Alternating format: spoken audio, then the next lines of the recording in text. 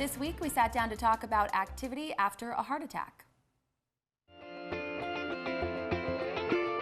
I'm joined again by Asante's medical expert, Beth Coker, and Dr. Brian Gross. Thank you both so much for being here this morning. Good morning. Good morning. Dr. Gross, many of our patients come to cardiac rehab, and one of the questions they ask us is when they can resume sexual activity safely after a cardiac event. How do you answer that question? Well, it's a very important point. When you have a heart attack, that's a very defining moment in your life. I mean, you came close to the brink. Nowadays, compared to many years ago, we're able to save the vast majority and return them to a very active life, maybe in sometimes even more active than they were before.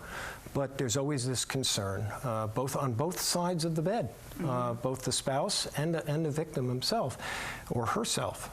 And I would say that in the vast majority of people, they can return after a relatively brief period of time of a couple weeks to their usual activities, and they can do it very safely. There was recently a study that came out in Portland looking at a large number of people who had passed away suddenly, called sudden cardiac death. There were over 4,500, and of those, only 34 people out of the 4,500 had had sexual relations within the previous 1 hour. So a very, very small number. The vast majority of those were men. Yes.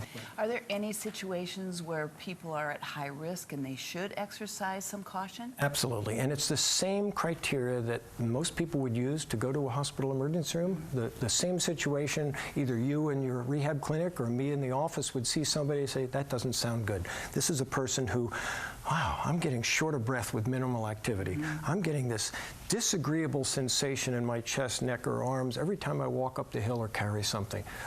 Or I'm feeling these palpitations and I'm getting very, very dizzy. Those people should have that evaluated before they start sexual activity. Wonderful. Thank you so much. We'll be right back after this.